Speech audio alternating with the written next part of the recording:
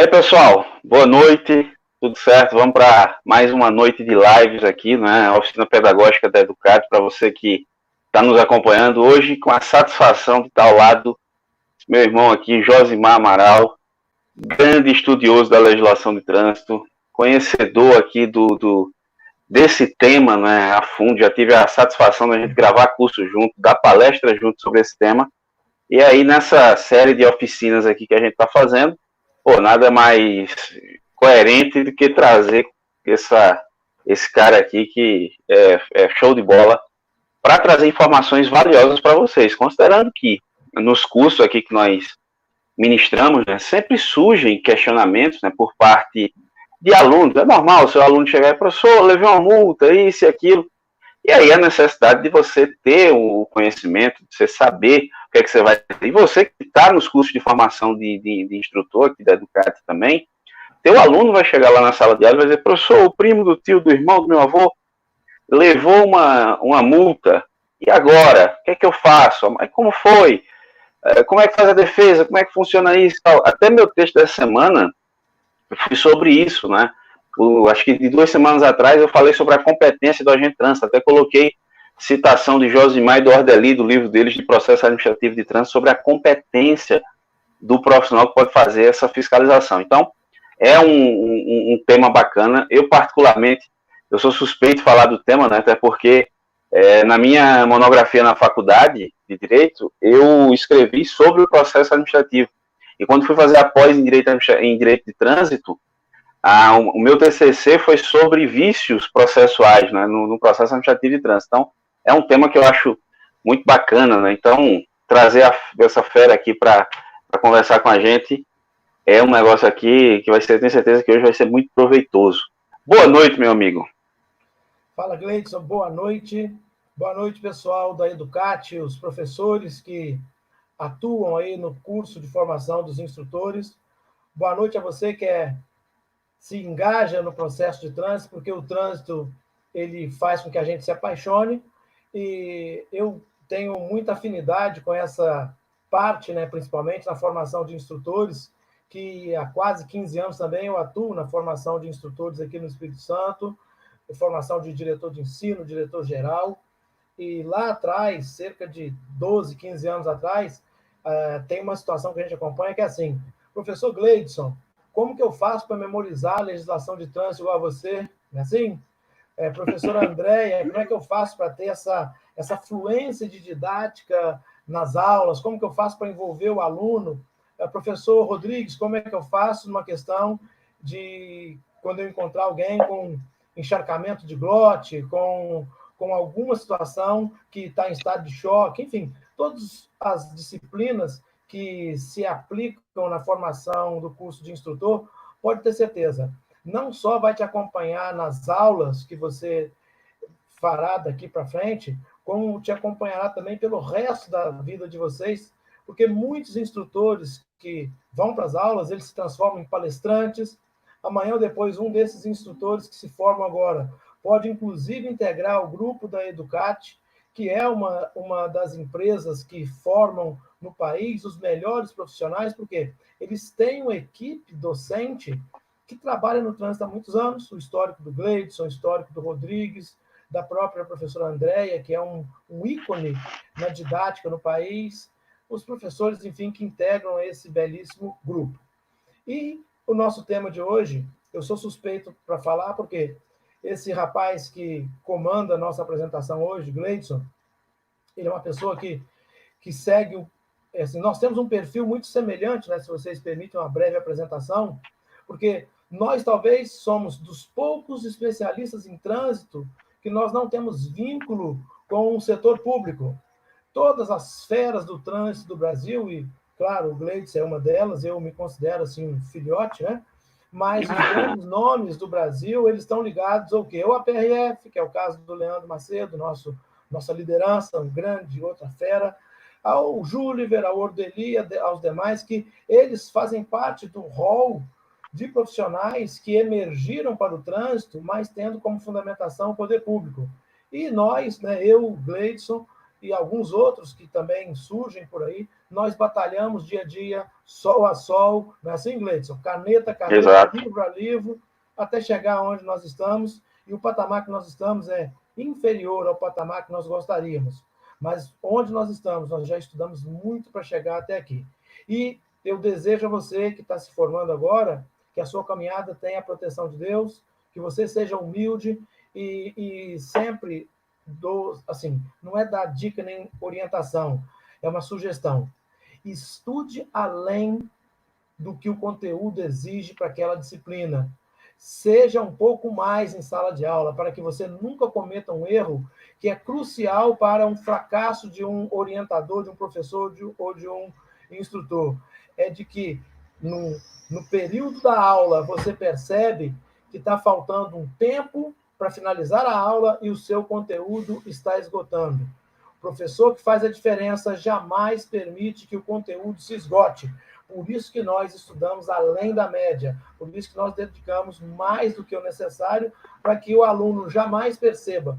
Porque vocês, até no curso de instrutor aí da Educate, um ou outro pode perceber, poxa, essa aula não acaba mais, que aula chata, que aula cansativa, porque isso é decorrente do nosso status quo como ser humano, mas que a sua aula nunca seja assim. E espero também que ninguém tenha tido esse comentário nas aulas da Educate, mas é natural do ser humano. Então, o que a gente não gosta é de que eu estou inseguro em sala de aula. Insegurança não é bom em nenhum aspecto da nossa vida, porque muito pior do que ensinar errado é, às vezes, não saber. E a gente tem essa premissa de buscar sempre, nós nunca saberemos tudo, nunca conseguiremos atingir 100% das pessoas, nunca coloque na sua cabeça que você vai agradar 100% das pessoas, que isso é impossível, tá bom? Mas nós, sempre que possível, façamos 100% para agradar as nossas pretensões, tá joia?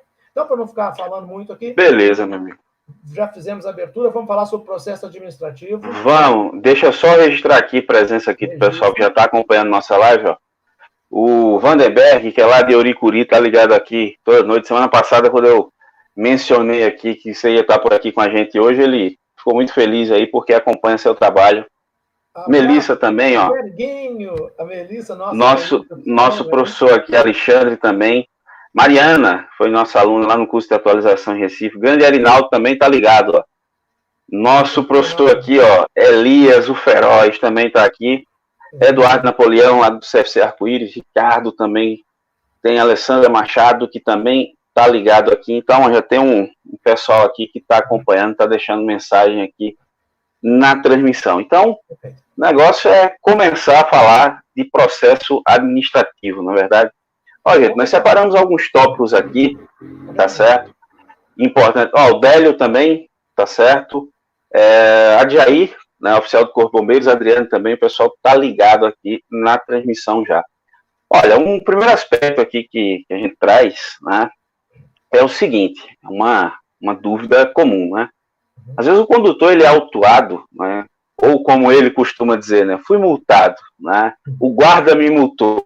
E a gente sempre diz que, eu garanto a você que o agente de trânsito não multa ninguém. Parece mentira, mas o agente de trânsito não multa ninguém.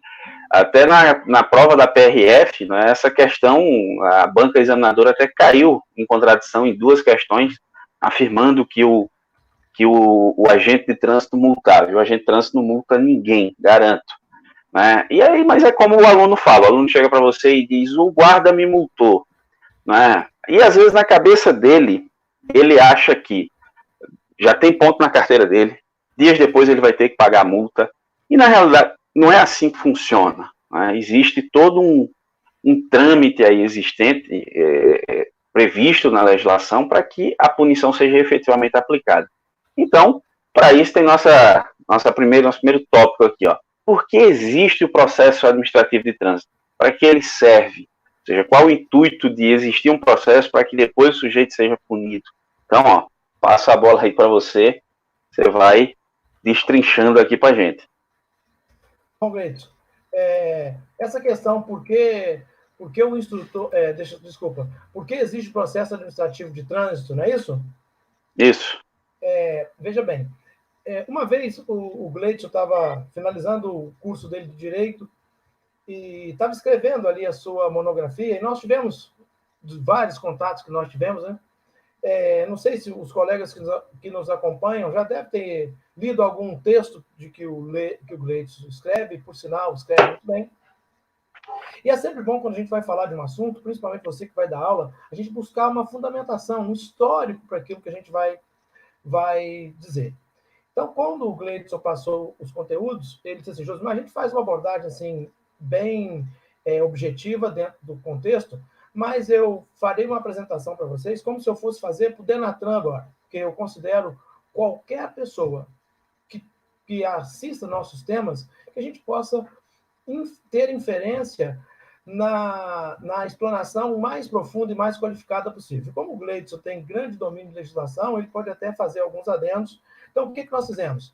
Por que existe o processo administrativo de trânsito? Antes de existir o processo administrativo de trânsito, cada cidadão ele tem a sua garantia individual e também existem as garantias coletivas previstas na Constituição, lá no artigo 5º. Então, nós vamos só pontuando a Constituição. No artigo 5º, eu não sei se alguém já deve ter ouvido dizer assim: eu não posso ser punido porque eu não posso produzir provas. E outro detalhe que o Gleidson acabou de dizer, né? Nós que trabalhamos com trânsito, às vezes a gente deixa escapar vício de linguagem.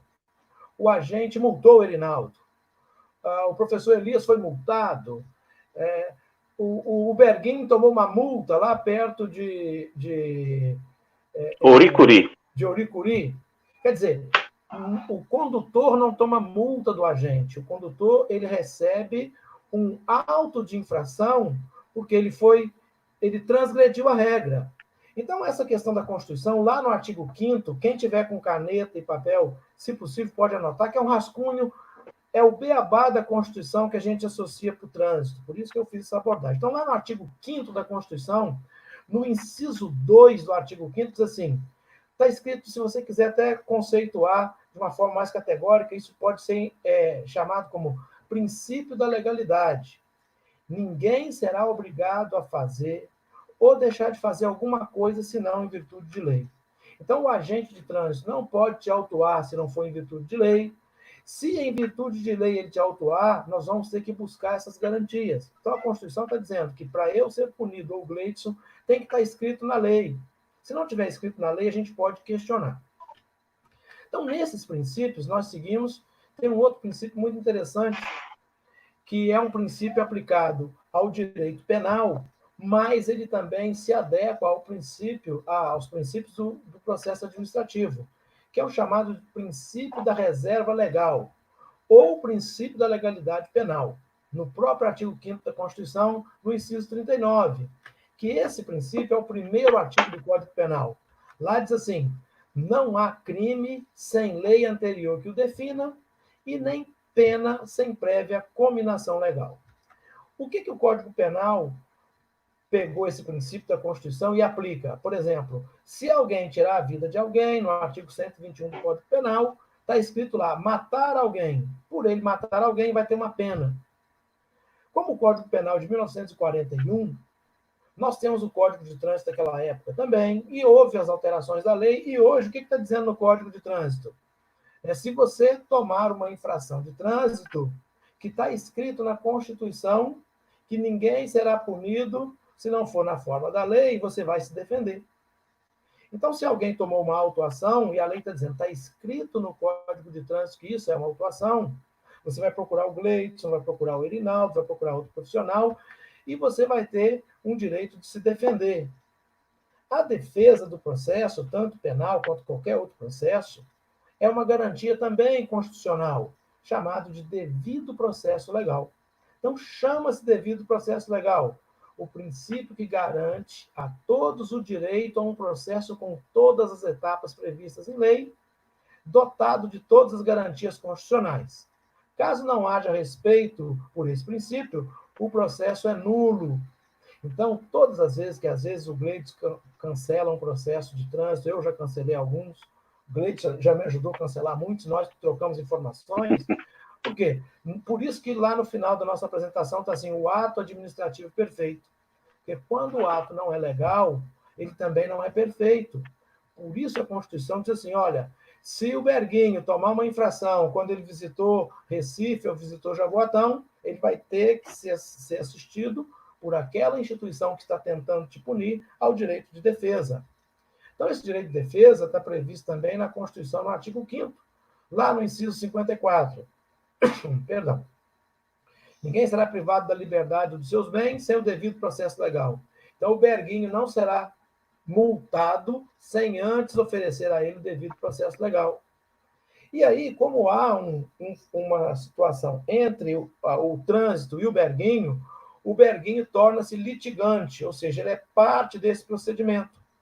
E o próprio artigo 5º, no inciso 55, diz assim: aos litigantes, ou seja, aos envolvidos numa demanda de processo, no caso, a multa de trânsito, em processo judicial, que não é o caso, mas está dizendo que é ou administrativo, que é o caso do trânsito, e aos acusados em geral, são assegurados o contraditório, ampla defesa e os meios de recurso a eles inerentes. Então, essa parte é meio complexa, mas eu convido você, profissional do trânsito, eu até pergunto ao Gleitson, é impossível hoje para qualquer instrutor que dê uma boa aula de legislação de trânsito, ainda que não tenha formação em direito, ainda que não seja especialista em trânsito, é quase impossível passar por uma aula de legislação sem tocar por esses temas.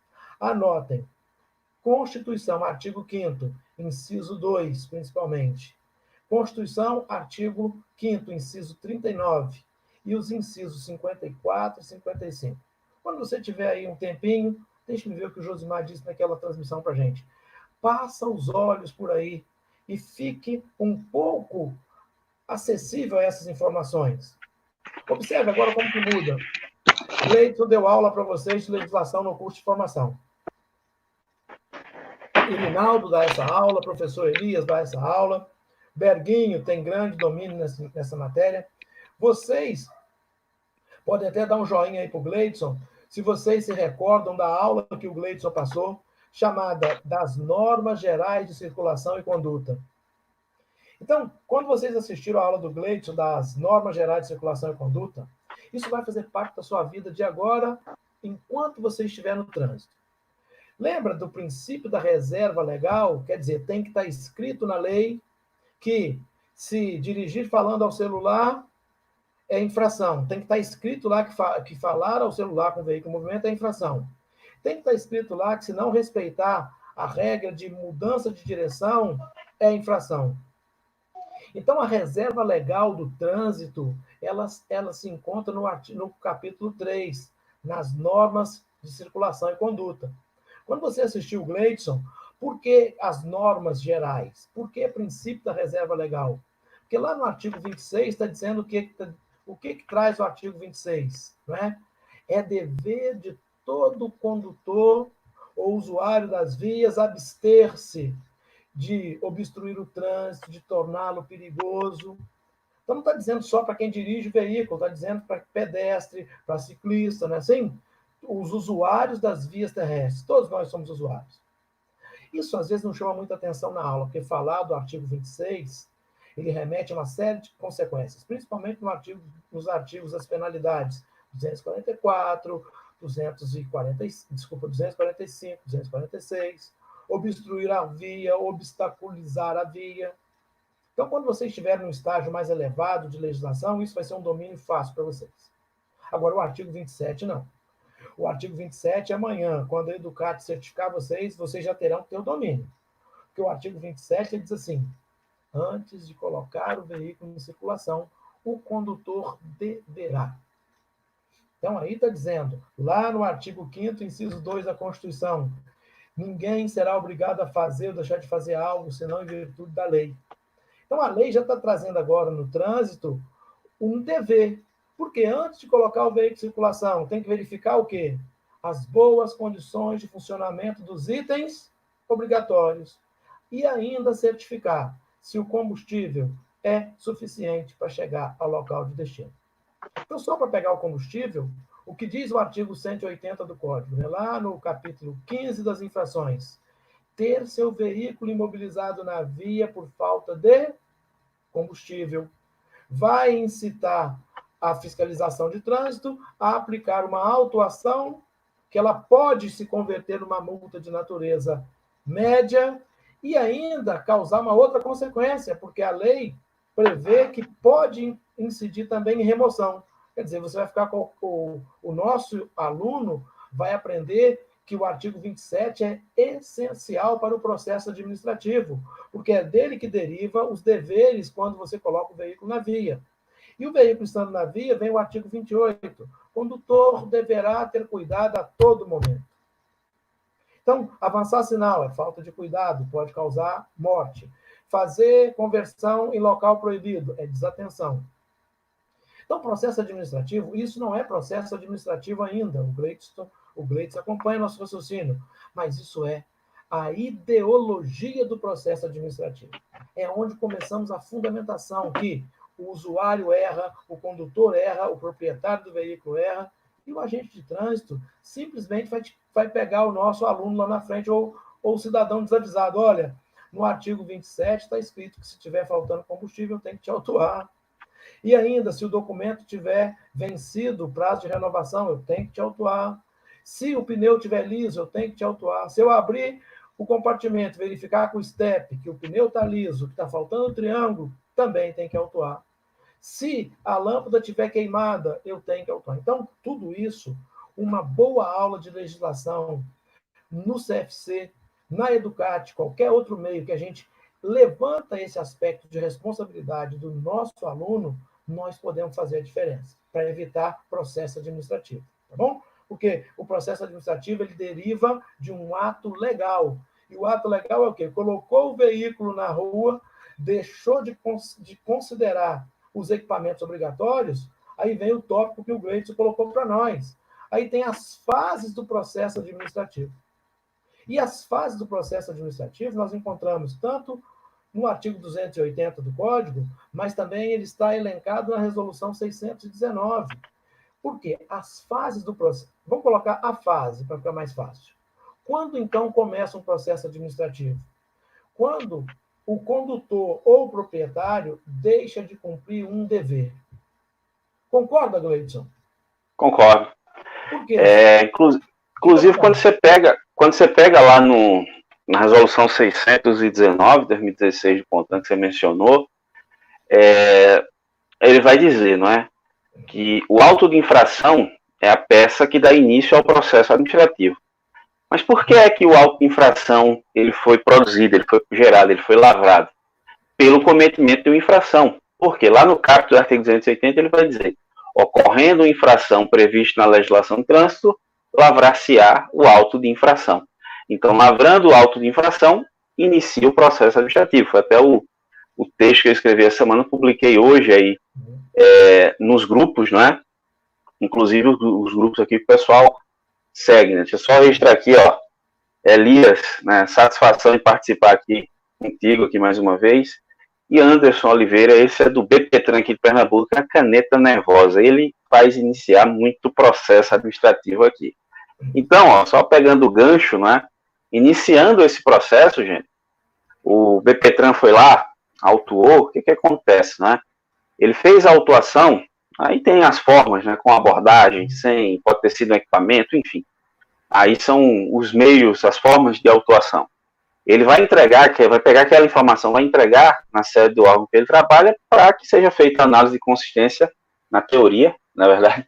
Na prática, sabemos que pouquíssimos são os órgãos que fazem análise de consistência realmente. Isso aí é algo... Erro gravíssimo, né? Tanto é que a gente vê absurdos aí, né? Autos de infração que não deveriam ter sido lavrados e havendo a expedição de notificações a partir de autos que não tem lógica ele existir. Se tivesse uma análise de consistência, ele certamente não passaria. Mas aí o pessoal finge que faz, né? O pessoal finge que faz análise, cadastra, implanta a autuação no sistema e vai para o próximo passo, que é a expedição da notificação de autuação. Que aí é onde o aluno muitas vezes confunde, Josman. Não sei se você já ouviu esse questionamento. Às vezes o cara diz: olha, eu fui autuado no dia 20 de fevereiro, mas a multa só chegou em minha casa no dia 25 de março, ou no dia 30 de março. Mas esses 30 dias não é para chegar na sua casa. O artigo 4º da Resolução 619, ele vai dizer que a expedição da notificação de autuação se caracteriza pela entrega do órgão de trânsito à empresa, né, ou a quem vai ser o responsável pela expedição, que no caso é os Correios. A Ailton, inclusive, está aqui, já mandando boa noite, representante dos Correios aqui, que é responsável por entregar as canetadas aí que o Anderson faz, por exemplo. E aí, o que acontece? Expediu, entregou no Correio no prazo de 30 dias, está ok. O que é que importa ali? Quando o Correio efetivamente entrega na casa do sujeito. Recebi hoje, eu vou olhar para o último dia da defesa. Esse prazo não pode ser inferior a 15 dias. Se for inferior a 15 dias, você concorda comigo, aí nós temos um cerceamento de defesa. Não é por quê? Exatamente. Porque a legislação é muito clara, diz, ó, no mínimo 15 dias. Se ele chegou para mim no dia 10 de abril e o último dia da defesa, dia 22 de abril, por exemplo, então não teve o respeito ali dos 15 dias. Né? Então, tem que ter no mínimo 15 dias. E aí eu vou fazer defesa, vou indicar o infrator, ou então, se a infração for leve ou média, eu posso pedir a aplicação da advertência por escrito. Né? Exatamente. Fiz defesa, vai ser feito o julgamento pela autoridade de trânsito. A autoridade julga, inclusive, quanto ao mérito da questão. Né? Aí, o que acontece aí, gente? Essa questão do prazo de julgamento. Não tem expresso na lei. Você não tem um dispositivo legal que diz assim, ó, pelo menos eu estou me referindo à legislação de trânsito, na órbita da legislação de trânsito, um dispositivo legal que diga, ó, X dias a autoridade tem para julgar, diferentemente da JARE, por exemplo, e da segunda instância, né, dos órgãos recursados em segunda instância. O que nós temos é a Lei 9.873, lá de 99, parágrafo 1º do artigo 1º, vai dizer assim, ó, que se tiver numa fase processual pendente de decisão de despacho e ficar paralisado por mais de 3 anos, ocorre a prescrição intercorrente, que pode ser reconhecida de ofício pela própria autoridade ou o requerimento da parte pedindo o reconhecimento dessa prescrição. Se não houve a prescrição e a autoridade acolheu a sua defesa, arquiva o auto de infração, o dinheiro que você ia gastar para pagar a multa, você já pode por fim a quarentena de repente, né, tal, nunca sabe se hidratar. Se por acaso você teve a penalidade aplicada, aí vai chegar a notificação de imposição de penalidade na sua casa. Até o último dia vai interpor recurso. Você pode pagar com desconto de 20%, não é? Está lá no artigo 284 do Código. E pode pagar, aceitar a punição, pode pagar e recorrer, pode recorrer sem pagar. Não é? Inclusive, até num desafio desse aí no Sala de Trânsito recentemente, alguém até disse, olha, para recorrer em segunda instância precisava pagar, e não precisa mais. Em 2009, o STF publicou uma súmula, que é a súmula número 21, entendendo que o arrolamento prévio de dinheiros ou bens não pode ser requisito de admissibilidade no processo administrativo. Tanto é que o parágrafo 2º do artigo 288 acabou sendo revogado em 2010 pela Lei 12.249, justamente porque... Ministra Ellen Grace, que foi... Ellen Grace, que era, à época, a ministra do Supremo, né? Ela já alcançou a idade aí e saiu do Supremo, mas não pode mais ser considerado requisito de admissibilidade no processo, então não tem que pagar. Fez o recurso à JARE, depois do recurso à JARE, a JARE julgou. Ela acolheu o pedido, né, ela deferiu o pedido, você escapou. Indeferir o pedido, você pode recorrer em segunda instância. E no caso de deferimento, houve a mudança da decisão da autoridade. A autoridade de trânsito ela pode recorrer em segunda instância. Aqui em Pernambuco, até onde eu saiba, não recorre. Geralmente prescreve, pessoal. As autoridades de trânsito não recorrem em segunda instância, tá certo? E aí, feito esse recurso em segunda instância, aí depende o órgão competente para julgar. Se for uma autuação do município ou do estado, a competência vai ser do CETRAN. Se for uma autuação de um órgão da União, inclusive conversava sobre isso ontem com o Cláudio José, não sei se ele está acompanhando aí, se for um órgão da União, aí depende da natureza da infração. Se for uma infração de natureza leve, média ou grave, a competência para julgar vai ser de um colegiado especial, formado pelo coordenador-geral das JARES, a PRF tem várias JARES, né? O coordenador-geral das JARES, o presidente de JARE que apreciou o seu recurso e mais um presidente de JARE aleatório ali, que vai fazer parte desse colegiado.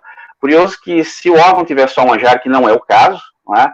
Ela seria julgada pelos seus próprios membros. Para mim é uma ofensa aí ao duplo grau de jurisdição, que é um princípio de direito. Ou seja, eu teria que ter o direito ali de...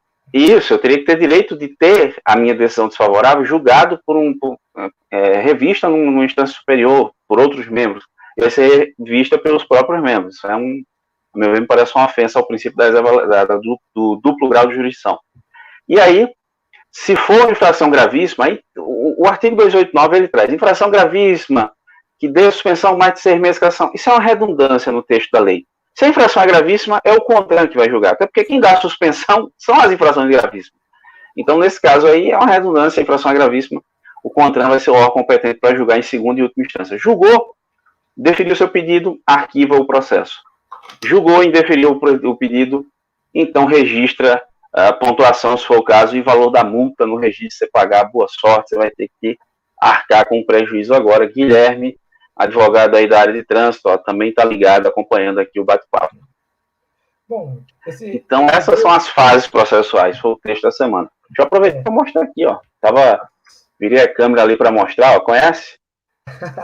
Isso é bondade sua, rapaz. Falar nisso. Recomendo, viu? Recomendadíssimo. Eu vou pedir o Leandro na live de segunda-feira, que eu quero o livro de vocês, cara.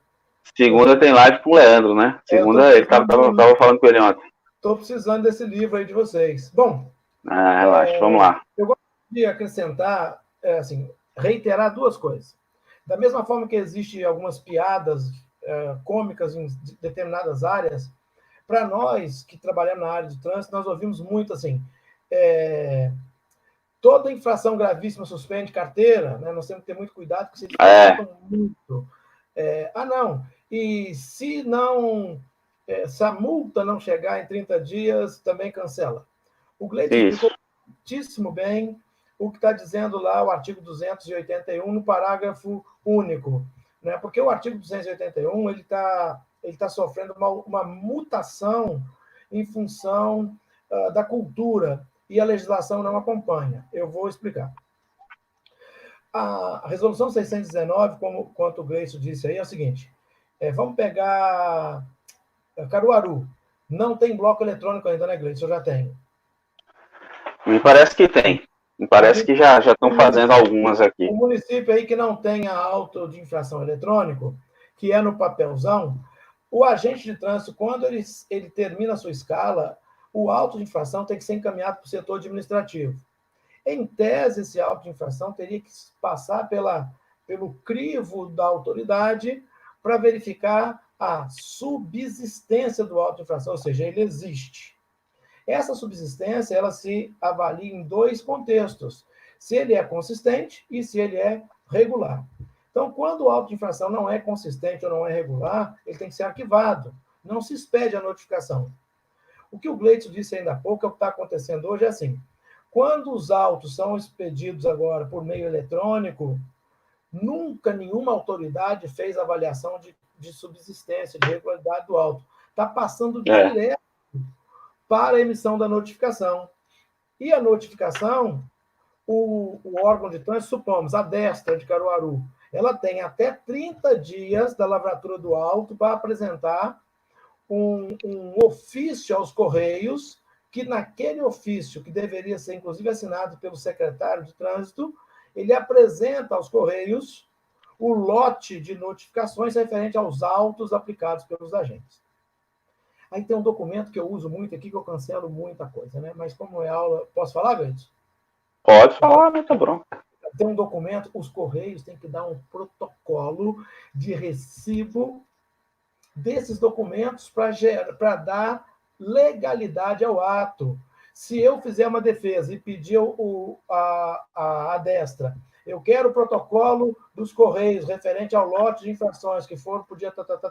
Se a Destra não tem esses Correios, o ato não é legal, porque o convênio de notificação prevista na lei é entre Destra e Correios. Então, isso tem que haver com o papel. Com o auto eletrônico, está sendo feito direto agora. Então, está cerceando muita defesa. Os condutores só recebem as notificações da autuação sem ter ciência de como foi feito aquilo lá no gerenciamento. Por quê? Gleison deve falar isso aí muito com vocês. Existe uma portaria, a portaria 99 de 2017. Essa portaria do Denatran, ela regulamenta a utilização dos blocos eletrônicos. Lá no artigo 4º e no parágrafo único, está dizendo o seguinte: se o Anderson, o agente de trânsito, expede um auto de infração, ele vai ali, ele constatou, autuou, preencheu o auto no boletim eletrônico e o condutor estiver presente para receber a segunda via do auto de infração, ainda que seja por meio eletrônico, o Anderson, agente de trânsito, tem o dever de assinar o auto de infração eletrônico e entregar para o condutor. Quando ele não faz, o ato tem que se tornar nulo. Inclusive, a expressão do manual de fiscalização diz que o agente deverá entregar a via, ainda que o condutor se recuse a assinar. Deverá não é poderá. Então, deverá. E aí, Gleidson, esse deverá, eu coloquei aqui no nosso os órgãos de trânsito no final, aqui, para não demorar muito, só para acelerar a nossa fala para os colegas aí. Tem alguém que já está querendo, a mulher está chamando para assistir a novela ou assistir outra coisa, né? Então, você falou muito bem sobre o artigo 281, 282, porque nós, quem dá aula, igual vocês vão dar aula de legislação de trânsito, como o Gleidson aplica a aula, o Erinaldo e tantos outros, o artigo 282 é interessante a gente sempre acenar numa aula de CFC, uma aula de curso seguinte: tomem cuidado com o seu endereço, tá bom? Tenham sempre o endereço, isso é para o público em geral, tenha o seu endereço sempre regulamentado lá no Detran. Por quê? A ciência da imposição da penalidade, ela tem que chegar ao condutor, mas isso está previsto no artigo 282. Só que o parágrafo 1º, ele diz que quando o condutor não atualiza seu endereço, ele pode ser considerado notificado. Existe, né, o dispositivo no artigo 123, no parágrafo 2º, de quem mora em Caruaru, qualquer cidade, quando ele vai mudar o endereço na sua cidade, ele deve comunicar isso ao órgão responsável pelo registro do seu veículo. Pelo outro lado, eu falei ainda há pouco de princípio de reserva legal, não há no diploma de trânsito brasileiro um dever do condutor de atualizar o endereço da CNH. Não existe. Só existe o dispositivo que pune. Então, o artigo 241, ele dá autonomia para o diretor do Detran te autuar numa infração de natureza média, porque você deixou de atualizar o endereço da CNH. Só que não está escrito em lugar nenhum, em resolução, em portaria, em despacho, em nota técnica, em nada, que o Gleidson é obrigado a atualizar o endereço da CNH, a menos que ele faça uma mudança de categoria, renovação dos exames. Fora isso, em condições regulares, dentro do trâmite de 5 anos, se aquele condutor tem a validade do seu exame para esse período, se ele optar em trocar, não existe nada que obrigue. Então, tem que ter cuidado, alguns detalhes, isso é muito técnico, mas é importante, porque num caso de processo de suspensão, por exemplo, se o Detran envia notificação para o endereço do seu veículo e você colocou lá um endereço regular da sua CNH, que é distinto ao veículo, se não houver notificação daquele endereço, o processo pode se transformar em nulidade, porque houve uma violação de um dispositivo que, inclusive, é reconhecido pelo Superior Tribunal de Justiça, que expediu a súmula 312, dizendo que a dupla notificação tem que alcançar o autor, ou seja, a notificação da autuação e de penalidade tem que chegar à pessoa, tem que chegar ao seu destino. E esse destino só é assegurado lá pelo Detran, dentro dos trâmites legais, e quando você mudar. Não esqueçam de passar isso para os nossos alunos e você ter essa capacidade de fluir essa informação, ok? Algum comentário, Gleide, sobre isso? Ailton, né, como ele trabalha nos Correios, ele diz que isso se chama de AR digital, né, que é o aviso de recebimento. E Cláudio está aí, tá ligado. Tá Obrigado certo? para os meus colegas dos Correios, porque o Correio é muito importante nessa situação. Só quero chamar a atenção, Gleide, Pernambuco, e se o colega dos Correios puder colocar, porque 10 anos atrás, nós tínhamos uma conduta social. De alguns anos para cá, em algumas regiões surgiram áreas de risco. Então, no Rio de Janeiro, por exemplo, um aviso de recebimento lá no Complexo do Alemão, um aviso na Cidade de Deus, um aviso na Rocinha. Os Correios estão tendo dificuldade de dar ciência a essas penalidades. Então, esse é um trabalho complexo hoje, que 10, 15 anos atrás nós não tínhamos isso, e hoje nós temos essa complexidade que os Correios têm que enfrentar. Porque numa questão de aparato judicial para analisar os méritos, nesse caso é uma formalidade, O juiz só vai entender o seguinte: entregou? Sim ou não? Não. Então, né, não se deu ciência da notificação. Então, isso é uma mudança. Daqui a pouco a legislação vai ter que atualizar, vai ter que tratar desse tema, que é um tema muito complexo, principalmente agora, a partir de 20 de março. Teve uma solicitação no STJ de incidência de unificação de notificações sem a obrigatoriedade do AR, que para multa de trânsito pode até funcionar, mas com grave ofensa para os condutores e proprietários. Agora, nos processos de suspensão, é quase impossível comunicar o processo e ter ciência dos fatos sem que haja o AR. Né? Principalmente se eles não mudarem, está no parágrafo 4º do artigo 16 da Resolução 723.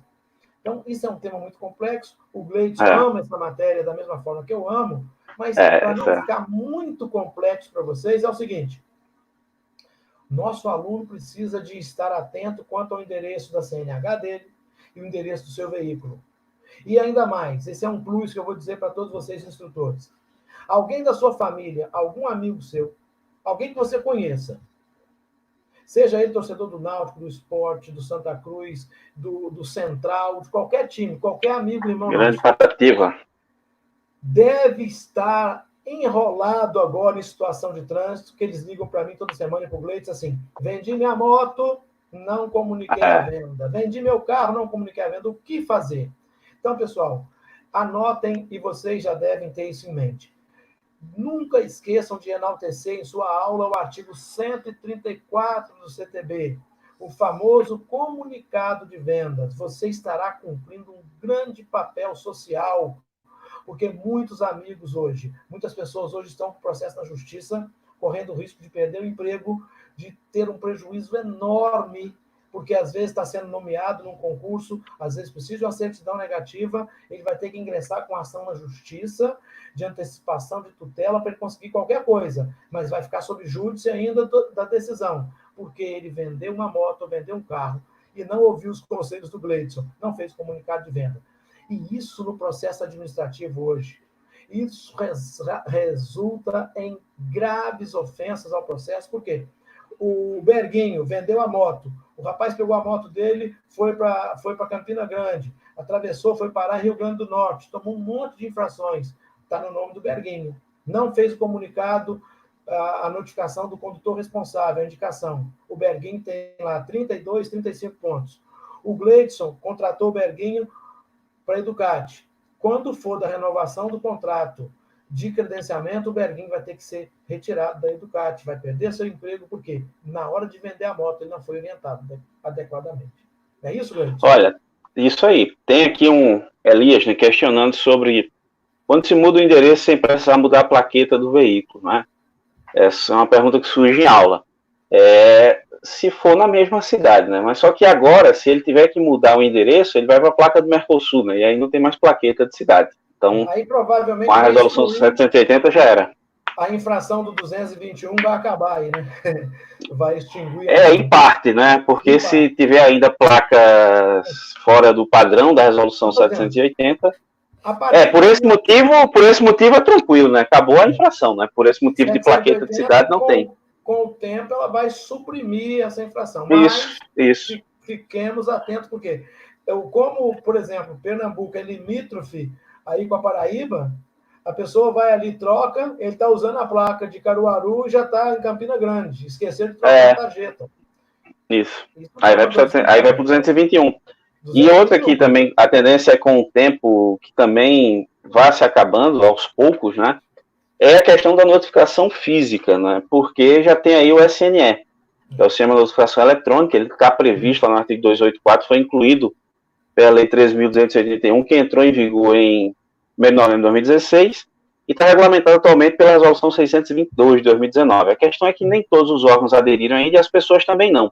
Aqui em Pernambuco, só para você ter ideia, só o município de Petrolina aderiu ao sistema de notificação eletrônica. Tem aqui ainda, ó, a Ailton está dizendo que em área de risco a entrega ficará na agência para o proprietário pegar, que geralmente ninguém vai, só se for do interesse dele. E Cláudio está dizendo aqui que tem um recurso em andamento e o Correio não fez a entrega da autuação, mas fez a entrega da penalidade. Aí é interessante ver o histórico, né, de pedir um extrato lá das notificações, né? Exato, para ver se foi feita as tentativas, né? Se foi feita, ok.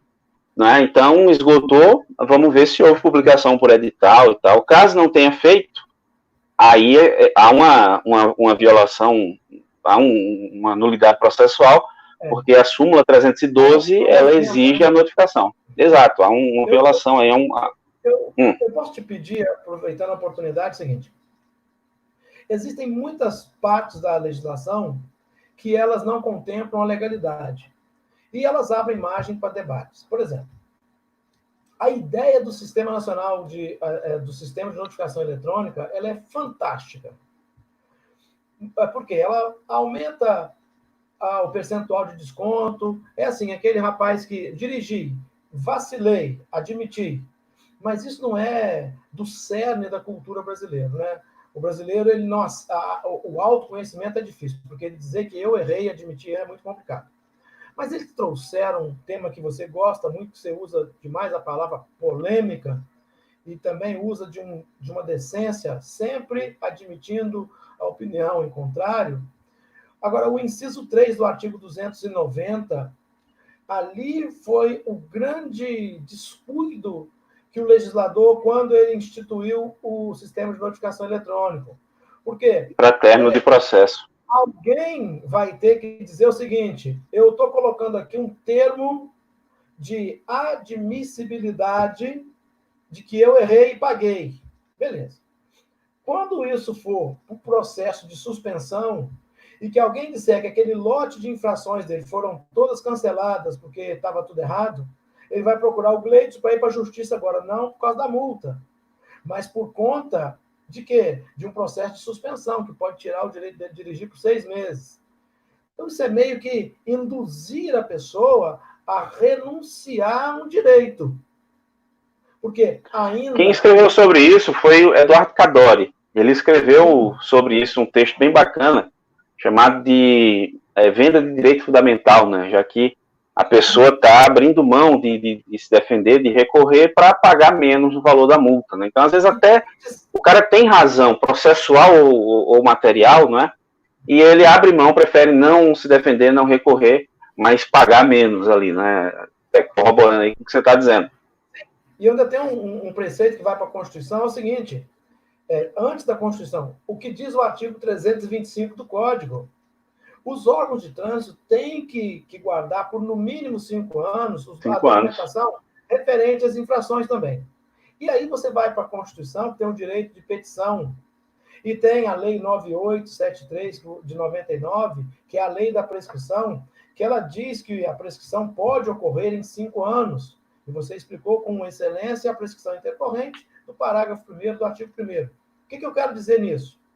Vamos supor que aquele caso que nós comentamos aí de Pernambuco, que alguém da autoridade de trânsito, 5 anos após a revogação do disposto do 2441 pela resolução 453, aquele caso. Então, por exemplo, o agente de trânsito aplicou uma infração 2441, que a viseira estava erguida. A viseira erguida, quase 10 anos atrás, 7 anos atrás, deixou de ser infração gravíssima, com a consequência de, se mantida a multa, virar processo, para ser classificada como infração de natureza leve. Vamos supor que o inocente daquele condutor, ao saber do valor, não, se o senhor fizer isso aqui, o senhor vai descaracterizar 40% do valor da multa, vai pagar esse desconto.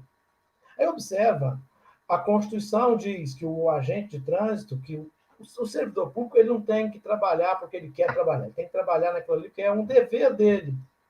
Você imagina, ele assinou, os pontos foram consignados, ele ganhou o desconto, e se nós recorrêssemos essa multa depois, arguindo o direito de petição da Constituição, pedido no direito de Constituição a revisão do ato, porque ela foi decorrente de vício insanável. E agora? É um tema polêmico, da forma que você sabe, a gente trata isso com todo respeito. Quem pensa de outra forma, a gente respeita, mas é uma lacuna que fere, inclusive, Eu até anotei hoje aqui isso, que eu fiz uma aula como se eu fosse para o Supremo Tribunal Federal.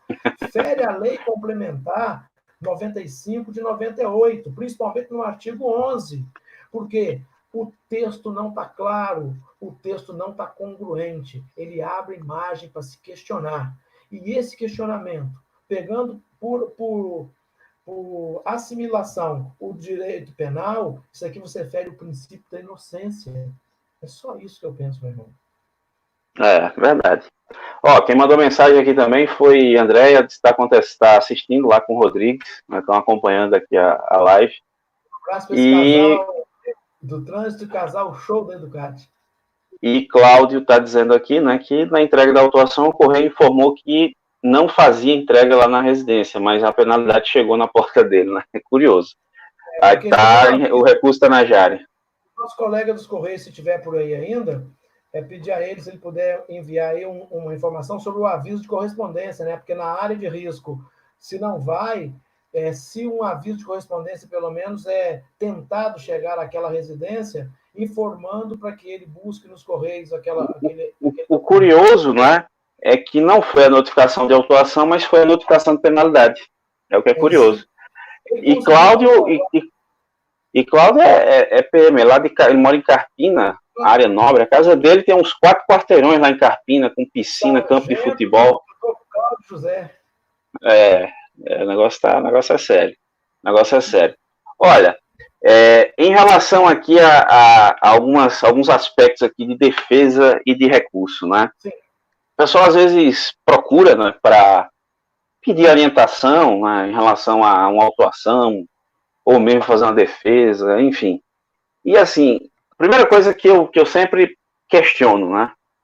Você tem a cópia do auto de infração? Aí quando o cara foi abordado, normalmente o agente dá, um outro que não dá a cópia, que está errado, já é uma argumentação para a defesa, porque o Manual Brasileiro de Fiscalização do Trânsito, ele determina, ele diz assim, ó, o agente deverá entregar a cópia. Deverá não é poderá, então ele deverá, ainda que o condutor se recuse a assinar. E tem aqueles casos das infrações em que não houve abordagem. Só tem a cópia do auto de infração, o cara às vezes manda foto da notificação. E aí, para uma boa análise, se o auto de infração é a peça que dá início ao processo, ali consta, né, se a gente fosse trazer aqui para uma linguagem mais simples, é a acusação formal que o agente está fazendo, ou seja, aquilo que ele constatou, aquilo que ele visualizou. Ele viu o cara avançando no sinal. Aí ele viu o cara fazendo uma correção. Isso. A constatação do princípio da reserva legal. Isso. Ele viu o cara ultrapassando o local proibido. Então, sem o auto de infração, dá para fazer uma defesa? Dá para fazer uma defesa. Agora você está no escuro. Você não sabe o que é que pode ser alegado, o que é que pode ser levantado ali numa defesa ou num recurso, tá certo? Então, fica complicado. Primeira orientação, peça a cópia do auto de infração. Solicite a cópia do auto de infração. Na PRF é bem tranquilo, mas se chega na PRF, geralmente ele vai lá, imprime o sistema, dá na hora, às vezes não presta nem requerimento solicitando. Pelo menos aqui é assim. Permite eu fazer um ponto e vírgula no que você está falando, assim? Diga lá. A pior parte da aula de legislação de trânsito é explicar o Sistema Nacional de Trânsito. Eu não sei se você concorda. Concordo. É bem complexo. Mas quem está nos assistindo agora vai dar... Assim, eu não quero que vocês sigam a minha como unanimidade, não, mas eu quero explicar uma coisa. Quando a gente fala de processo administrativo, muita gente procura o Gleidson, talvez procure lá o Rodrigues. Toda semana, posso tirar uma dúvida? Sim. É o seguinte, quando alguém foi autuado e recebeu uma notificação, ele não presta atenção no documento de onde veio, qual é a origem. Muita gente pensa que toda defesa ou recurso tem que ser encaminhada para o Detran. Então, isso é uma piada que nós, do setor de trânsito, temos que ajudar, terminar com esse empirismo. Nós temos que dar uma informação científica. A autuação, ela é oriunda do órgão responsável pela fiscalização e aplicação da multa. Nem sempre pode ser o da fiscalização, porque pode ter convênio. Então, o órgão que quer multar, foi a Destra, foi o Detran. Então, o órgão que te notificou, a defesa, se for defesa prévia ou recurso tem que ser encaminhada para aquele órgão, né? O Gleitson explicou isso muito bem no início, mas é bom a gente reiterar, porque às vezes nossa memória é curta. Eu não estou prestando atenção no que está falando agora. Daqui a pouco vem aquele assunto, e aí, o que você acha? Isso acontece em sala de aula, e eles levam isso para a vida. É verdade. E aí o ideal é que solicite a cópia. PRF você não tem muito estresse quanto a isso. O órgão municipal aqui em Caruaru também. Geralmente é um requerimentozinho, 2, 3 dias eles entregam. Agora o Detran de Pernambuco, meu amigo. Cláudio até fez menção aqui de... eles cobram pela cópia do auto. Né? Então, cobram uma taxa de 11, 12 reais, sei lá, pela cópia do auto. Deveria entregar no prazo... Quem está assistindo nossa live agora, quando for requisitar um documento desse aí, cópia do auto de infração, por exemplo, é só você colocar lá nos termos do artigo 5º, inciso 33 da Constituição, combinado com o artigo 1º da Lei 9.051 de 95. Porque a Lei 9.051, ela estabelece prazo improrrogável 15 dias para a emissão de documentos, certidões, ou seja, que sejam de interesse, né, para prestar defesa ou qualquer tipo de esclarecimento junto ao setor público. Que, a meu ver, é nulo. Quando não se entrega no prazo, é nulo. Há uma nulidade processual, porque houve um cesseamento de defesa. E aí, quando se alega isso, muitas vezes, num recurso, o julgador vai lá e diz o seguinte: a ausência do auto de infração não impediu que você exercesse seu direito de defesa. Ora, se eu não tenho acesso à acusação que eu estou sofrendo, ou seja, de um suposto cometimento de uma infração de trânsito, é porque eu só vou ser efetivamente punido ao término do processo, como é que eu vou me manifestar na defesa ou no recurso? Então, quando você chega lá num recurso, você fez a defesa, pediu a cópia do auto, não chegou, aplicou-se a penalidade, aí você vai lá e vou contestar, porque passaram-se 15 dias e não chegou o documento. Passou 1 mês, 2, 3, como acontece aqui, não chegou a cópia do auto de infração. E aí eu vou e questiono isso no recurso. Eu disse, não, a cópia do auto de infração não te impediu de apresentar seu recurso, de interpor seu recurso e de apresentar sua defesa. Ora, se eu não tenho acesso à acusação, como é que eu posso trazer minhas alegações aqui? Então, isso, a meu ver, é uma nulidade processual gritante, absurda. O processo, ele é nulo. Ele é nulo de pleno direito, porque houve um cesseamento de defesa. Imagina, eu traço um paralelo com um crime. Imagina o cara acusado de roubo ou de furto, né? Imagina que um cara foi acusado, sei lá, roubo ou furto. Aí, de repente, o advogado desse sujeito, ele não tem acesso aos autos do processo. Como é que ele vai defender o cara? Não pode ter processo, cara. Como é que ele vai defender o cara? Não pode ter processo. E no processo administrativo segue a vida, que o pessoal ignora isso. Então, tem acontecido muito. Vocês aí da Educat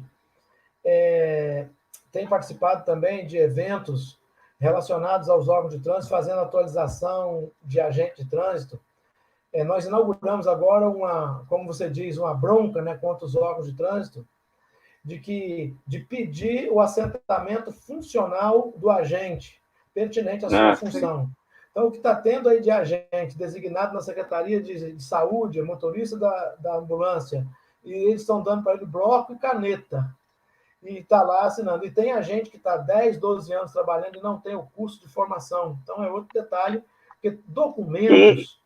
Isso vai agora, né? Dezembro, isso começa a ser questionado nas defesas e recursos, considerando que a portaria 94, a portaria 94 de 2017 do Denatran, que regulamenta o custo de formação de agentes de trânsito, são 200 horas, ele reconhece os custos realizados nesse período. Então, sei lá, o cara fez um curso de 20 horas, na época que ele ganhou a canetinha e o talão, beleza, o custo está válido. Olha, de Caruaru para o Brasil, tá vendo?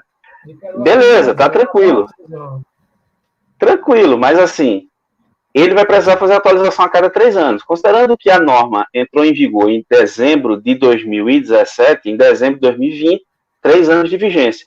Então, partimos do pressuposto que esse cara, ele vai ter que fazer o curso de atualização. Se depois de dezembro de 2020, o agente de trânsito que já estava exercendo a função antes de dezembro de 2017, e nesse meio tempo ele não fez nenhum curso de atualização, a partir de dezembro ele não pode lavrar auto de infração. Por quê? Porque o primeiro dos requisitos do ato administrativo, e o mais importante deles, que é a competência, entendam competência não como capacidade de fazer, mas competência atribuída por lei, ela está sendo desrespeitada, está sendo ignorada. Até no texto de 15 dias atrás, que eu citei, o seu livro aqui, com ordem ali, em relação à parte de competência, a gente traz exatamente isso. Eu escrevi até com o Leandro esse texto aí. A gente traz exatamente isso. Olha, passou 3 anos, se a gente não fez o curso, ele não tem mais competência legal para exercer a atividade, para exercer a função. Ele não pode mais lavrar auto de infração, né? Porque ele tem que apresentar o curso de atualização. Olha, é só uma observação aqui que a Ailton está trazendo. Ó. Em área de risco, o carteiro não vai. Né? Rapaz, tem que ir, bicho. Vocês prestaram um juramento à nação de entregar a carta. Aí tem boquinha não, pô. E também o carteiro anda com GPS para comprovar que o mesmo foi no local, quando faz a entrega. Felizmente, o proprietário não tem o hábito de ficar verificando no site para ver se tem alguma pendência. Tá aí a explicação de Ailton.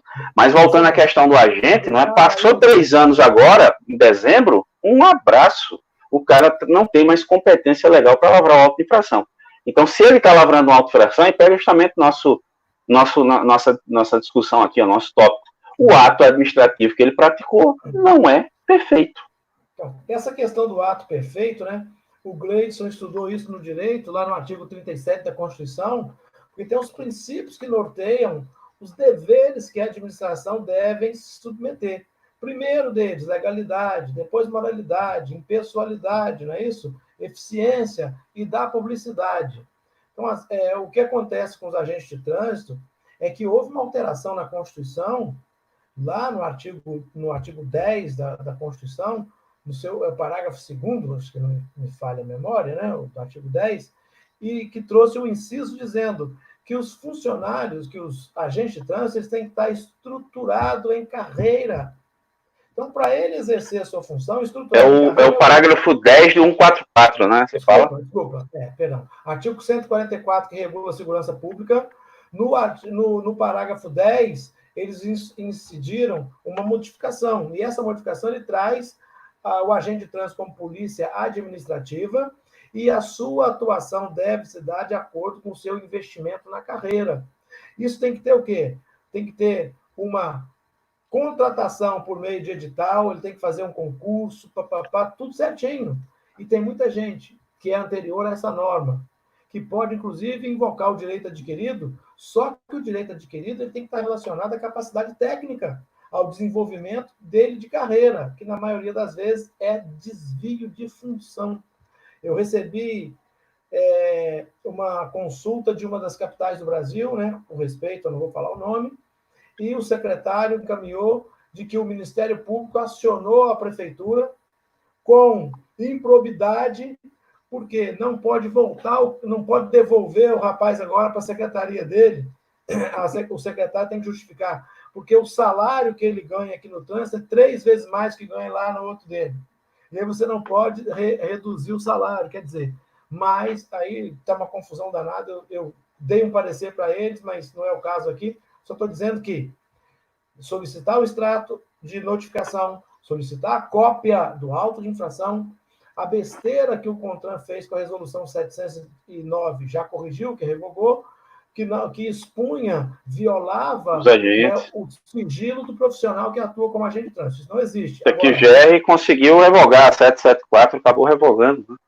Isso. Agora, pedir a cópia do auto de infração, e se o servidor que praticou o ato é investido em carreira, muita gente não pede isso, mas é um direito de quem faz defesa. Né? É um direito, inclusive na Lei 12.527 de 2011, lá no artigo 6º, ressalvado o sigilo, as informações se forem pertinentes, não é isso? Combinado com o artigo 11 da Lei 9784, que é a competência irrenunciável. Então, alguns casos devem ser atendidos. Outro aspecto aqui também, em relação à legalidade por parte de órgãos de trânsito, tem a ver com as decisões. Né? Toda decisão administrativa que implique na aplicação de sanção, E a lei, aí que você mencionou, a lei 9784, ela traz isso para a gente, ou seja, 50. Isso, as decisões que impliquem, as decisões no processo administrativo que impliquem em punição, em imposição de sanção, como é o caso de uma multa de trânsito, por exemplo, ou de uma aplicação de suspensão do direito de dirigir, penalidade de suspensão do direito de dirigir, elas precisam ser devidamente motivadas e fundamentadas, tá certo? E aí é comum, infelizmente, você encontrar órgãos de trânsito que não motivam e fundamentam suas decisões. Meu TCC na pós de Direito de Trânsito foi justamente um dos vícios processuais que eu acabei abordando. Né? Você pega o órgão de trânsito que, às vezes, na defesa, o julgador, ele se limita a dizer assim, ó, que não acolhe a defesa, né? Ou, às vezes ele até diz indefiro a defesa, porque o auto de infração preenche os requisitos legais, em especial o artigo 280 do Código de Trânsito Brasileiro. Já peguei isso. Né? Gleidson, Isso é a motivação, isso é a fundamentação. Me dá uma parte aí que eu vou antecipar uma fala da minha live lá com o Leandro. Meta bronca.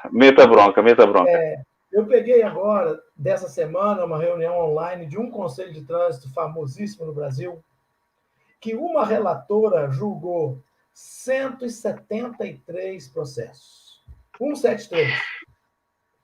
Fala quantos ela deferiu em 173. Rapaz, ela fez o quê? 50%?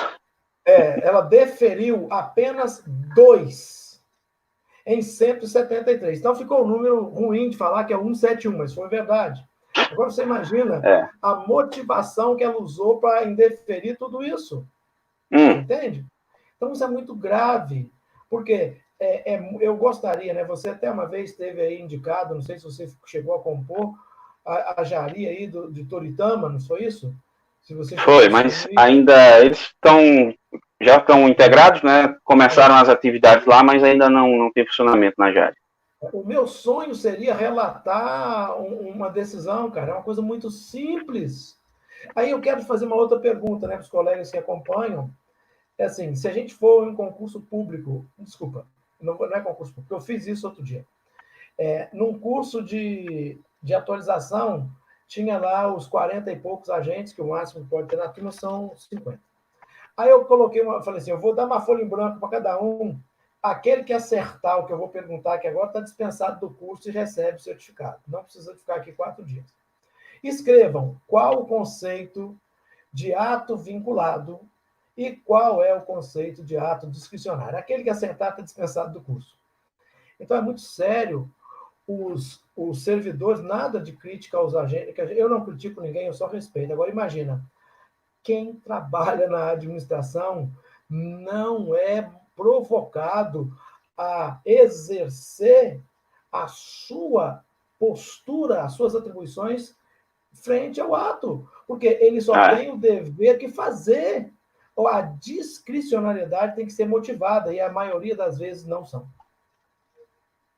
E às vezes o que acontece também? Aí a gente percebe, não é? Muita gente que está ali julgando não tem a devida qualificação para estar ali. Porque não existe uma exigência em relação a um curso mínimo, com uma carga horária, um conteúdo programático regulamentado, e aí eu penso que o CONTRAN poderia fazer, né, como condição lá para ser membro de uma Jari, por exemplo, né, e não tem, realmente não tem. Vou colocar mais uma reticência aí na sua fala. Essa semana nós tivemos 2 lives com o Vilmar, você conhece bem, o Vilmar é um dos monstros sagrados. Não, o Vilmar inclusive, citei um parecer dele no livro aí, porque é muito bom. E nós fizemos várias reuniões aqui entre mim e ele, e nós conseguimos provocá-lo para propor uma alteração na resolução 357 de 2010, para que a sua fala agora, justamente para quê? Criar um treinamento de no mínimo 20 horas, para que aquele que seja direcionado com a Jari tenha no mínimo as noções preliminares do que é um rito processual. Beleza, isso que é uma Então, pronto, isso é bom, porque eu fui fazer um treinamento para uma Jari em uma determinada cidade, e assim, o requisito é o quê? Que a pessoa tenha conhecimento de trânsito, que ele tenha algum conhecimento de trânsito, porque às vezes acho que a cabeça do gestor pensa conhecimento de trânsito, não, o cara dirige, faz 20 anos que ele é habilitado. A expressão notório É notória. Me ofende. Pois é notório saber, né? E aí o curioso é que no treinamento, para você ter ideia, uma parte do treinamento a gente teve que fazer um nivelamento, discutindo regras de circulação. Então nós perdemos tempo. Não, pra você ter ideia, ontem foi até um tema da live de ontem com o Leandro, a gente estava falando sobre meio fio pintado de amarelo, foi um dos tópicos lá, que não é infração. Meio fio pintado de amarelo não proíbe estacionamento. E aí, para você ter ideia, um dos membros da Jara, eu não lembro se ele era titular ou se era suplente, mas ele afirmou que meio fio pintado de amarelo era infração. Esse cara vai julgar uma defesa, vai julgar um recurso, não é? Ele vai julgar um recurso. Então, teve um nivelamento sobre regra de circulação, normas gerais de circulação e conduta. Ao invés de a gente estar discutindo questões processuais, rito processual, trâmite, recurso, alegações, motivação, fundamentação, o cara estava lá discutindo norma de circulação, porque ele afirmou, né, quando eu trouxe exemplos de autuações de estacionamento, isso e aquilo, aí ele foi e disse, olha, aqui em tal local, aí apontou, indicou os trechos lá da cidade que tinha essa sinalização, que ele disse, ali vai ter muita multa, porque o pessoal o que mais faz é estacionar lá no meio fio pintado de amarelo, mas tem placa, ele está lá o meio fio tá pintado de amarelo, esse cara vai julgar.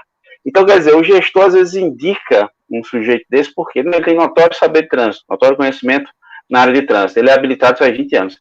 E, na realidade, o cara não faz a menor e mais perdido do que a zaga do Santa Cruz quando joga algum esporte. Você me permite mais uma? Porque não Meta bronca. Vai ficar contando história, mas isso é fato. Porque toda semana, agora sim, a pessoa quer uma informação comigo, eu já falo logo, ó, eu cobro uma consulta de X. Igual ontem o moço ficou me alugando lá do Rio de Janeiro, não, minha consulta é X. Não, seu Josmar, eu pago, então o senhor deposita e me manda o comprovante, eu atendo o senhor. Eu atendi, dei todo o relatório, beleza. Outro dia, um conselho de trânsito do Brasil, de um estado aí, me consultou. O conselho me consultando, olha, você vê. Que o membro estava alegando que não tinha competência para anular um procedimento de multa do artigo 230, inciso 9. Ou seja, conduzir o veículo sem equipamento obrigatório quando está inoperante. Lá no manual está dizendo que só é possível autuar com abordagem. E o auto de infração estava no campo de observações assim, o parágrafo 3º do 280. O agente colocou, não foi possível abordagem. Aí eu estava dizendo que o membro do CETRAN, a competência dele, a inexistência de competência não era para julgar o mérito do auto de infração, era para compor o conselho, ele não devia estar no conselho. Então, você vê que como as pessoas sofrem no Brasil por causa de trânsito, cara. É um negócio absurdo. Aconselho também o seguinte, pessoal aí, quando você vai analisar um auto de infração, observe dê uma olhada no campo de observações. Confira o Manual Brasileiro de Fiscalização de Trânsito, auto de infração, Manual Brasileiro de Fiscalização de Trânsito. O campo de observações tem informações que são obrigatórias. Quando ele deixa de colocar, nós temos um vício formal. Imagina lá, o artigo 195. Desobedecer a ordem do agente. Só para desobedecer a ordem do agente. Oi. Pode falar. Não pode falar, eu vou fazer um negócio aqui. Não, é só desobedecer a ordem do agente. Tá certo? Infração do artigo 95. Campo de observações ele precisa ser preenchido. O agente não colocou nada. Desobedeceu a ordem do agente. Que ordem? O auto é nulo. Outro aspecto aqui, ó. O Josmar falou, artigo 280, parágrafo 3º. São as infrações em que não há abordagem. Quando não houver abordagem, o agente tem que relatar no campo de observações de auto de infração o fato à autoridade de trânsito. Ou seja, dizer por que não abordou. Muitos agentes se limitam a dizer, aqui em Pernambuco, inclusive, só um treinamento específico, um internato profissional fez esse treinamento e diz, não, basta colocar o dispositivo legal. Colocar o dispositivo legal, que é o artigo 280, parágrafo 3º do CTB, não é relatar o fato. Se você não está relatando o fato, há um vício formal no auto de infração. Dá para bater nisso na defesa. Está aqui, ó. Tem questões aqui, né? Eduardo parabenizando aqui a Educate.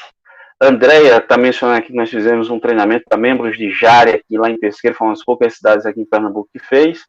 Ricardo Pipocas aqui, eu não sei como é que eu chamo ele tem vários nomes, está aqui também acompanhando. E a Alessandra está dizendo o seguinte, é um questionamento. Penalidade de advertência por escrito, por que não é efetivamente usado? Aí eu vou complementar, por que não é efetivamente usado em Pernambuco? Não é? É um dos estados do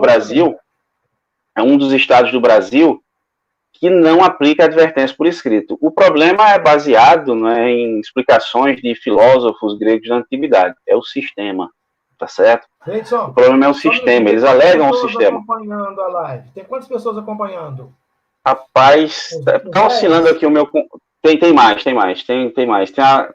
Aqui no meu tá mostrando 15 agora, mas tá oscilando porque minha internet e meu Wi-Fi no computador ele tá lento aqui. Eu estou enviando para eles aí um brinde pela participação, talvez você já tenha e compartilhar com eles os manuais de fiscalização, os volumes 1 e 2 em PDF já está no seu... O arquivo já está no seu WhatsApp. Então, gente, vou colocar na descrição do vídeo, tá certo? Vai ficar na descrição do vídeo. O link para download do manual. Fica na descrição do vídeo. 470 páginas. Para eles aí, para ter noção de uma ficha, como que é a ficha, que você explicou isso para eles, mas é bacana. Pronto. Então, vai ficar na descrição do vídeo. Depois que a live acabar, uns 20 minutinhos, meia hora, está na descrição do vídeo. É o tempo de subir no servidor, já coloco na descrição. Então, infelizmente, não é... o que acontece aí é que não se aplica a advertência por escrito, a justificativa é questão de sistema. Mas, na realidade, quando se pede advertência, se foi negado, tem que justificar.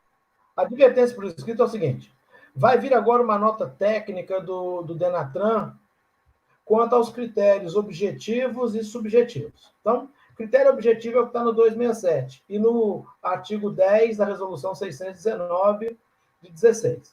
É assim, Berguinho pegou a infração, a natureza média ou leve, verificou que aquele bloco, aquele código infracional, conforme está aí no manual que nós enviamos para vocês, se ele não se repetiu em 12 meses, é a natureza leve ou média, vai pedir advertência. Então, esse é um critério objetivo, porque o condutor é um direito que ele tem de converter a presunção de ser punido pela presunção de ser advertido. Então, o critério subjetivo é que o Gleidson pega isso para avaliar e diz assim, não, eu entendo que a multa é mais educativa. Está vindo agora, o Denatran vai pesar um pouco mais. E outra coisa, né, já foi debatido por nós, com todo respeito, quem pensa diferente, aplicou a advertência por escrito, não se pontua aquele prontuário, apenas registra que... Está no livro, colocamos no livro. Registra que foi concedido ao Gleidson a infração do 218, inciso 1, nessa autarquia, e a partir de hoje conta o lapso temporal, porque se ele repetir em 12 meses e pedir, não tem mais o direito. Então, isso vai vir mais claro ainda, embora já esteja bem nítido na Resolução 619, a nota técnica vai pesar contra os órgãos e a favor do proprietário, enfim, do condutor. Isso é bacana. Não, isso é bom, dá mais clareza e dá mais segurança jurídica para o usuário, né, que vai saber em que circunstâncias ele pode solicitar e que vai ser atendido, porque... Chegou, tá aqui, eu vou subir. Quando terminar a live, por sinal, já passou aqui do horário, mas estamos encaminhando para o final. E muitas vezes nega o pedido de advertência, mas não justifica, não motiva, não fundamenta a decisão. E também, só para mencionar, o parágrafo 3º do artigo 280 tem um parecer muito interessante do CETRAN de Santa Catarina, lá do Zimmermann, sobre ele, né? Quando a gente não justifica o porquê da não abordagem, tem um parecer bem interessante lá sobre ele. Olha, trazendo aqui as últimas mensagens, né, para a gente ir fechando aqui, né? Melissa Erinaldo, né, tá dizendo que a live vai terminar de meia-noite. Rapaz, a gente já passou umas 2 horas com ele, uma vez passou no telefone, ficou quase 2 horas conversando, falando de processo. Rapaz, conversa foi longa. Tá aqui o Délio também, Cláudio José, Berg também, Ricardo Pipocas aqui está dizendo o seguinte, ó, a defesa no caso de permissão em relação à multa de recibo, não é? Aqui é o seguinte, ó, só o 233, né, que é infração grave, o Rizardo, ele tem um Arnaldo Rizardo lá no livro dele, o Comentários ao Código de Trânsito Brasileiro, foi a primeira vez que eu li algo sobre, acho que em 2013, se não me engano, 2013. Ele defende que, como ele traz decisões judiciais que dizem o seguinte, ó, nas infrações em que não houver ofensa à segurança viária, usando da hermenêutica jurídica, o magistrado entendeu, a interpretação teleológica, utilizando a interpretação teleológica da lei, Ou seja, qual a finalidade do legislador? O que é que o legislador queria quando impôs a condição de infração grave, gravíssima, 2 meses para permissão e ele ter que reiniciar o processo? É que ele atentasse contra a segurança. Então, se não houver uma ofensa à segurança viária, não deveria perder a habilitação. Paga a multa, registra-se os pontos, porque, afinal de contas, existia uma infração, mas não a ponto de acarretar a perda do documento. Alessiane Sanches, lá de Cuiabá, também tem um texto muito bacana sobre isso aí. Tem uma decisão já do STJ, tá bom? E essas infrações são classificadas como infrações administrativas, tá joia? Pronto. Essa aí a do lacre, a do licenciamento. O Risardo, ele cita no livro dele, ele cita a questão da cor, né? A infração de alteração de cor, do inciso 7 do artigo 230, ele menciona lá, o cara com o carro da mãe comete a infração porque alterou a cor, colocou um adesivo no carro, o carro era, sei lá, branco, ele colocou um adesivo todo preto, houve uma alteração de cor, não fez o procedimento do Detran como vistoria, e foi autuado. Como a infração era grave, a mãe dele tinha uma permissão, infração de responsabilidade proprietária, ela questiona judicialmente, o juiz entende que alterou a cor, não houve ofensa à segurança viária, a valente da interpretação teleológica na hermenêutica jurídica, não tem que perder a habilitação. Tá aqui, ó, a Alessandra também, Elias, ó, advertência por escrito é um ato discricionário ou vinculado. Olha, são 3 critérios, né, pelo menos é o que eu entendo sobre. Infração leve ou média, como o Josmar trouxe aqui as informações, é um critério objetivo, ou é ou não é. Eu acho que é vinculado, eu não fico em cima do muro. Para mim, é vinculado, é um dever da autoridade de trânsito conceder. Minha opinião. Eu digo que é discricionário. Por quê? Por conta do último critério. O primeiro é leve ou média. Segundo, ser incidente na mesma infração nos últimos 12 meses. E terceiro, se a autoridade de trânsito entender como providência mais educativa. Então, se ele não entender, né, então ele não aplica. Agora, ele precisa motivar e fundamentar a decisão. Por isso que eu penso ser discricionário. Quando a fundamentação dele não alcança nenhum tipo de congruência, essa motivação cai por terra, né? Verdade. E aí, como você disse... Pronto, é justamente isso que eu ia dizer agora. Como você estava falando que tem essa nota técnica, com critérios ali... Ela está sendo elaborada. Aí a coisa muda, ó.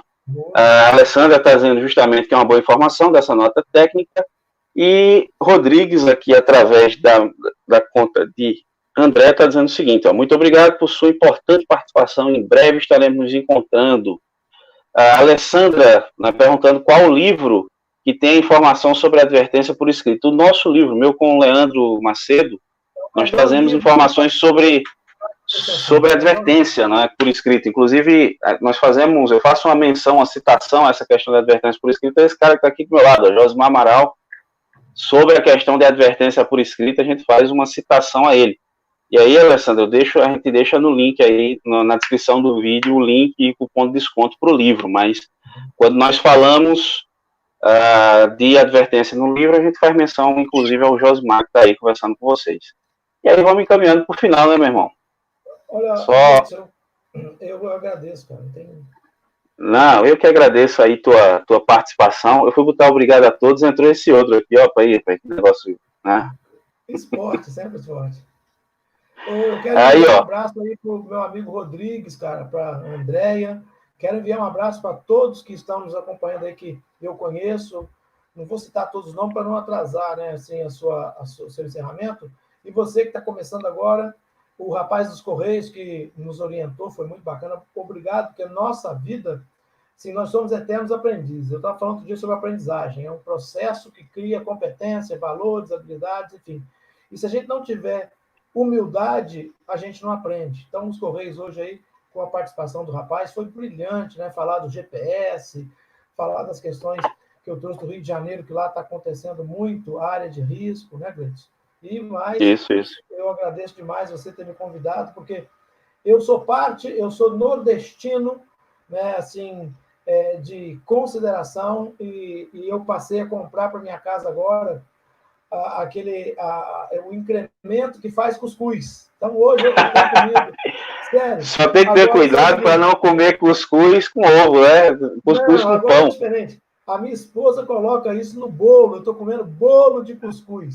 Aí tá certo. Josimar chegou em Recife, rapaz, essa eu vou ter que contar. Aí tem pra onde correr, não. Falou no cuscuz porque quis. Josimar chegou em Recife, cara, e a gente conversando muito por telefone, e eu sempre dizia, né, pô, cuscuz é vida, cuscuz é saúde, dá sangue.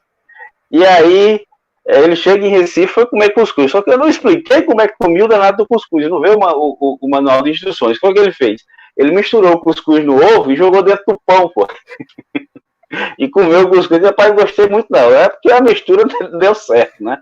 Mas, tá aqui, ó.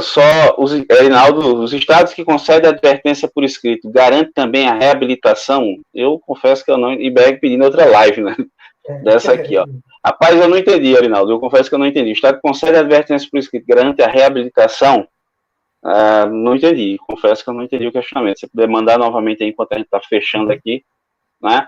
E aí, gente, ó, se eu indicar aqui, para você que quer estudar um pouquinho mais sobre o processo, tá aqui, ó, material muito bacana.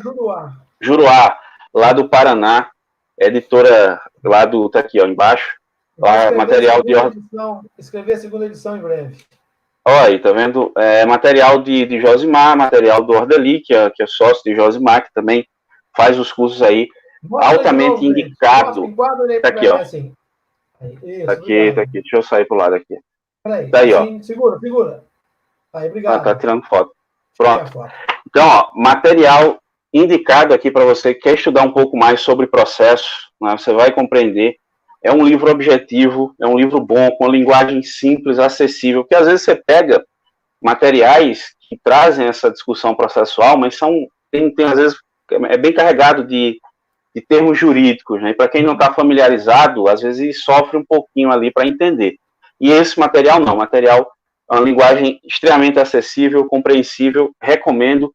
Quem quiser, tem um e-mail de Josimar, eu vou deixar na descrição do vídeo, você entra em contato por e-mail, que o Josimar dá um jeito aí de te enviar o livro, tá certo? Sobre processo administrativo e trânsito, você vê com ele valores e tudo mais. Eu vou querer depois um livro seu, tá, Gleidson? Não, tranquilo, a gente vai conversando, Só tenho a agradecer mesmo pela sua disponibilidade, ó. Eu visto a camisa da Educat, eu sinto que eu sou parte da equipe de vocês. Nós sempre estivemos, sempre estaremos juntos, independente de qualquer situação, tá joia?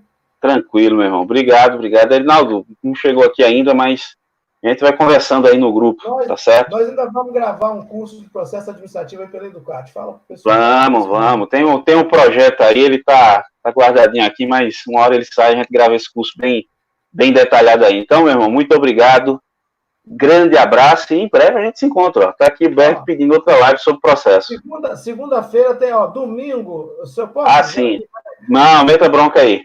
Domingo tem uma live, 16 horas, com Irene Rios e Josimar, falar sobre sobre educação para o trânsito.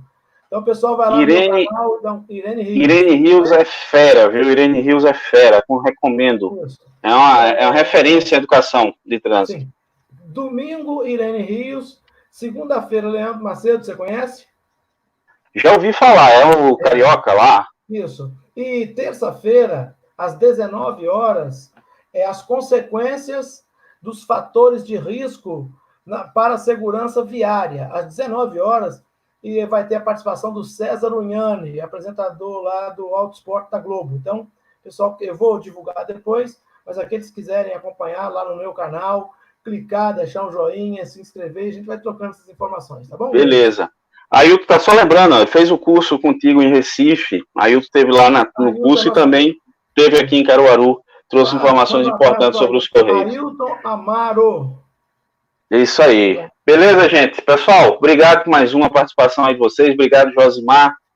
As informações aí, o material de Josimar, o contato para o livro, vão ficar na descrição desse vídeo, uns 20 minutinhos aí é o tempo de ajustar o servidor e vai estar para ir para todo mundo. Beleza, gente? Ó, brigadão mais uma vez e até a próxima. Rodrigues, Andréia, Erinaldo, todos aí que participaram, Berguinho, fiquem com Deus.